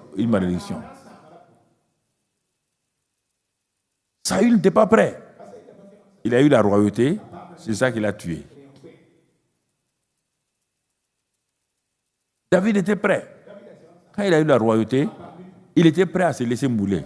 Le psaume 32 dit, Seigneur, me voici. Psaume 51, c'est moi qui ai péché. J'ai péché. Ce n'est pas quelqu'un d'autre. C'est moi qui ai péché. Psaume 32, il dit, me voilà, Seigneur. Je ne peux même pas dormir. Tellement mes os là m'agitaient. Mais quand toi tu pêches, tu es comme Saül. Quand on dit c'est toi, on dit non, c'est pas moi. Hein. Non. C'est l'autre jour là. Et garçon, pourquoi tu as commis fornication? Non, c'est pas pasteur. Pasteur, c'est pas moi. Hein. C'est les filles d'aujourd'hui là. Elle s'est habillée là. Avec un truc. Quand tu regardes son habit, on voit tout même. Tu as vu son habit. Tu as tout vu. Détourne-toi. Ton cou est devenu raide, non? Détourne-toi. Le péché, quand on n'a pas dit de ne pas regarder une femme. On dit, si on la regarde, quand on la regarde pour la convoiter, il ne faut pas dire ça.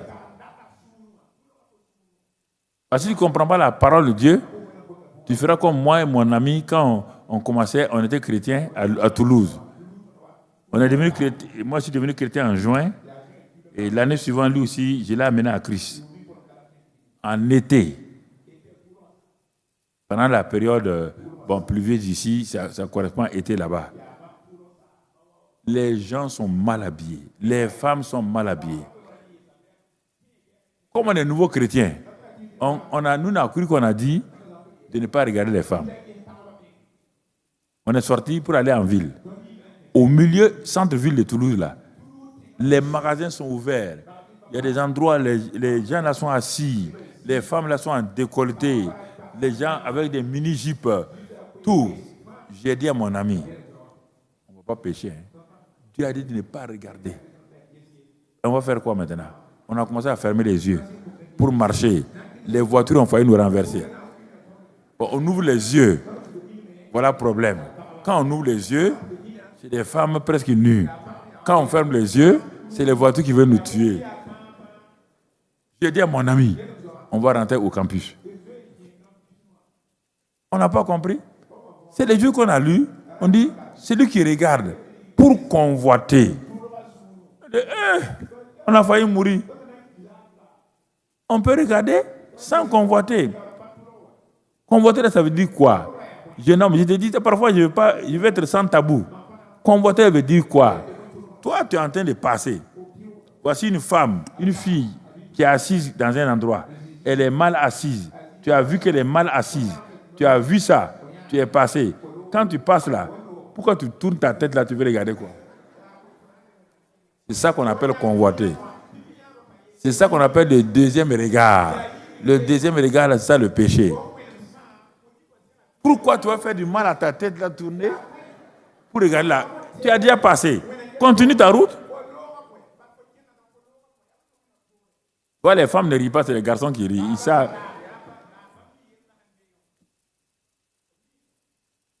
Ils savent de quoi je parle. Donc, tu vois, ça c'est coulage, moulage et coulage. Et tu rencontres toutes sortes de choses. Les tentations, tout ça là. En ce temps, Dieu, dernier élément, quand il a vu que vraiment elle a donné une bonne forme, il va passer à ce temps-là la cuisson à haute température. Cuisson à haute température. Voilà. On les met, on couvre les pots neufs là, avec tout ça. Voilà là, le four. Tu as vu le feu? Tu as vu le feu, hein? Cuisson à haute température. Et c'est par là que la forme y est déjà.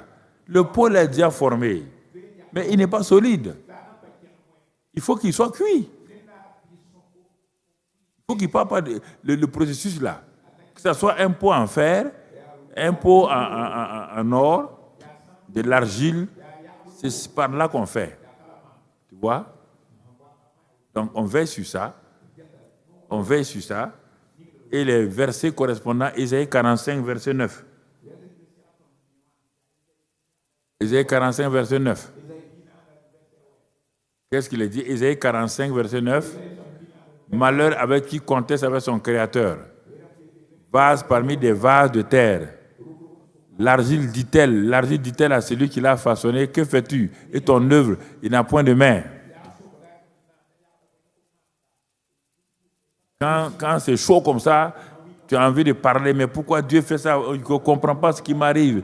Mais pourquoi Dieu me met comme ça?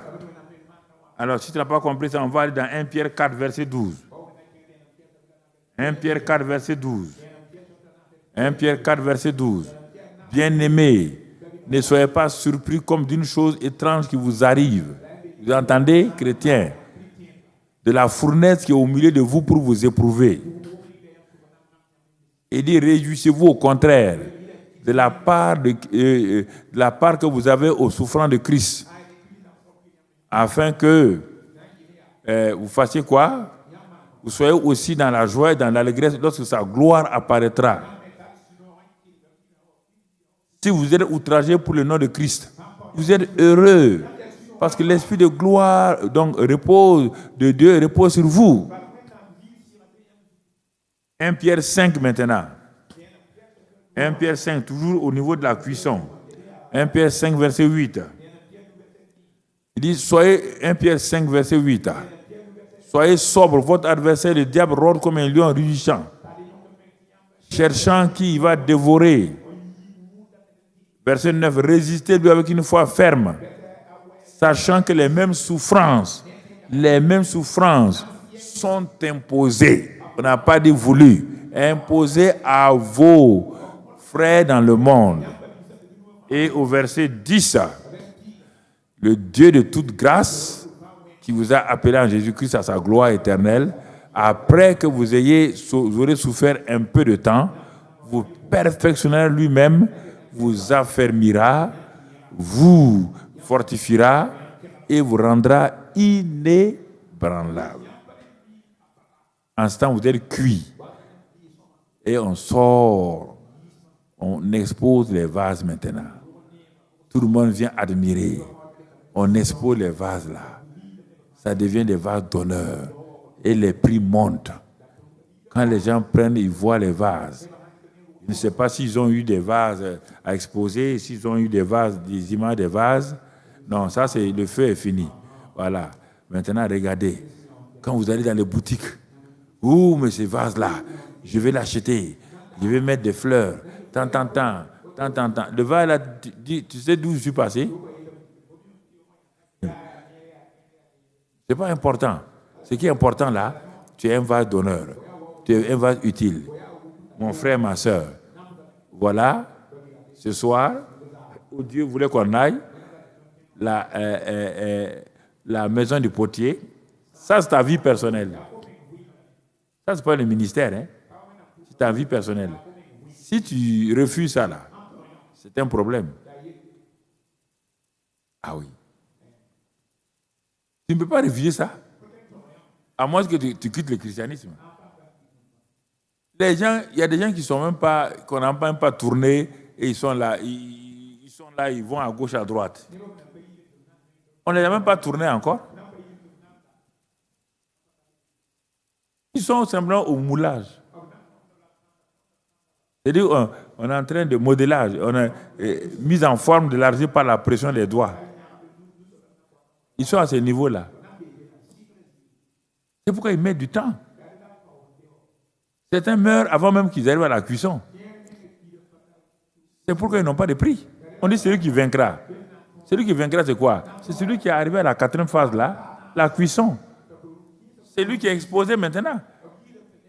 Au moulage, tu n'as pas la victoire. Quand les gens disent que quelqu'un est mort, il a combattu le bon combat, ils mentent. Paul a combattu, il a dit que lui, il a combattu le bon combat et la couronne de gloire lui est réservée maintenant, avant sa mort. On n'a pas dit à la fin.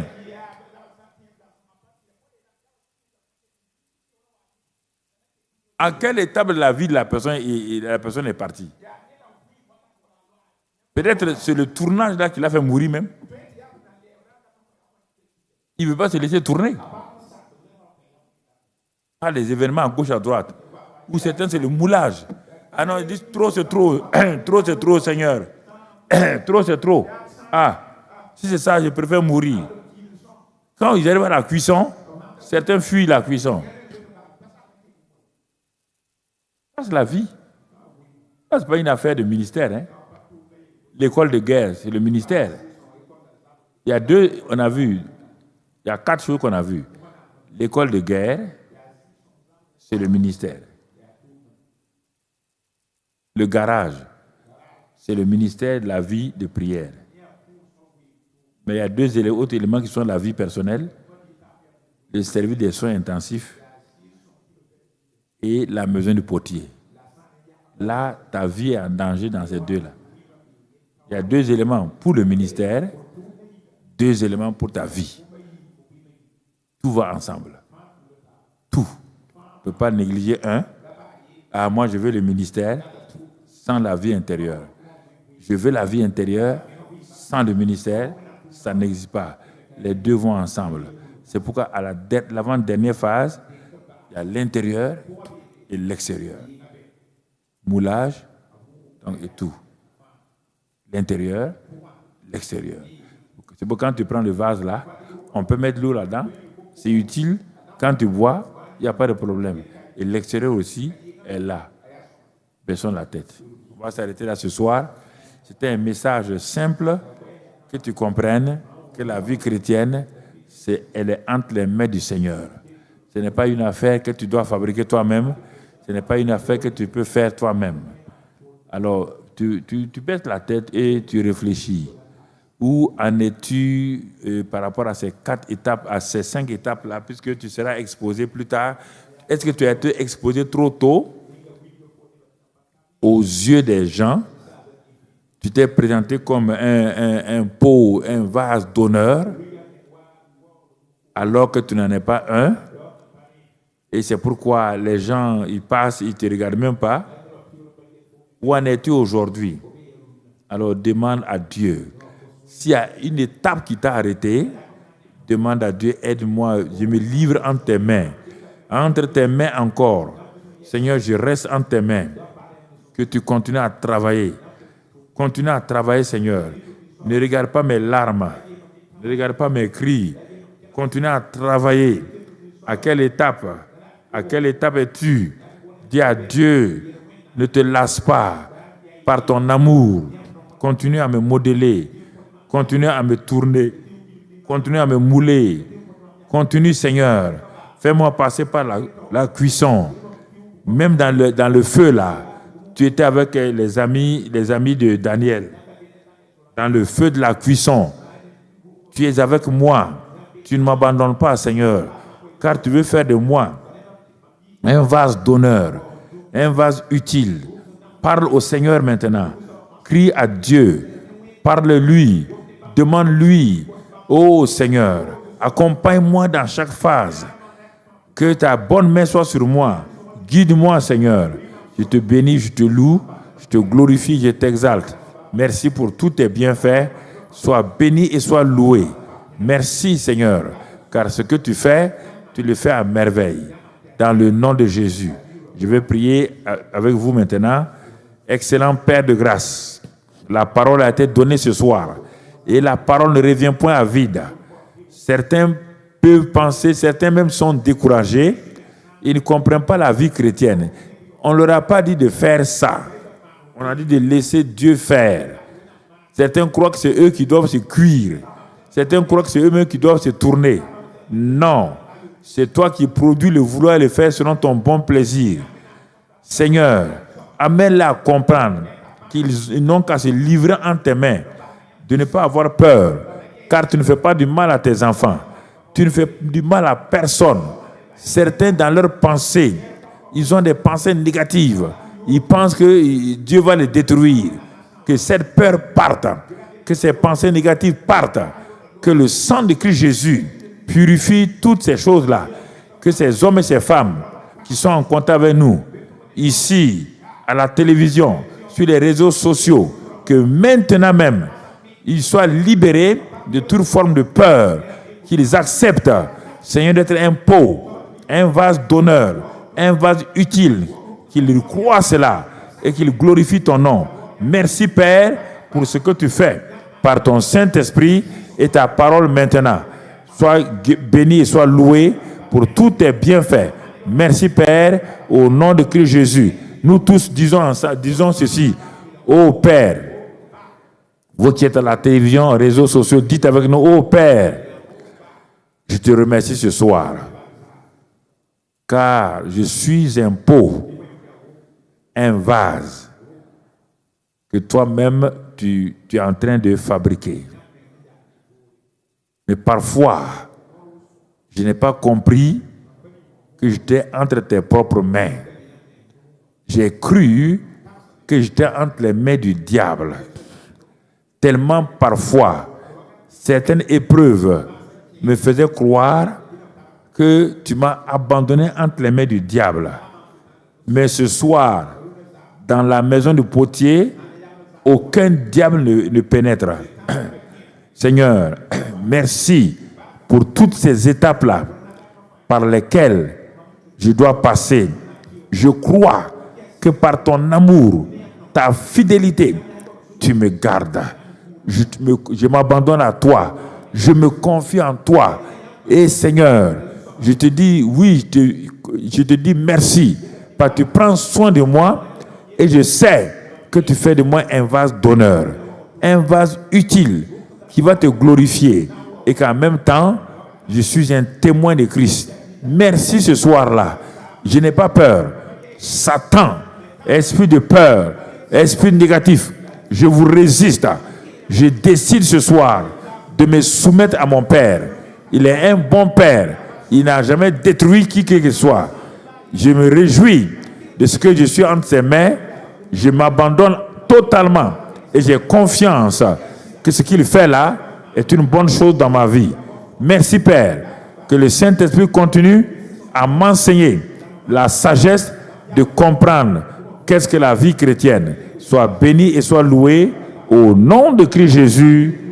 Amen, amen et amen. Voilà, nous disons soyez bénis. Nous disons au revoir aux téléspectateurs et aux internautes. Que la grâce de Dieu soit sur vous, que la paix de Dieu soit sur vous et que sa grâce continue.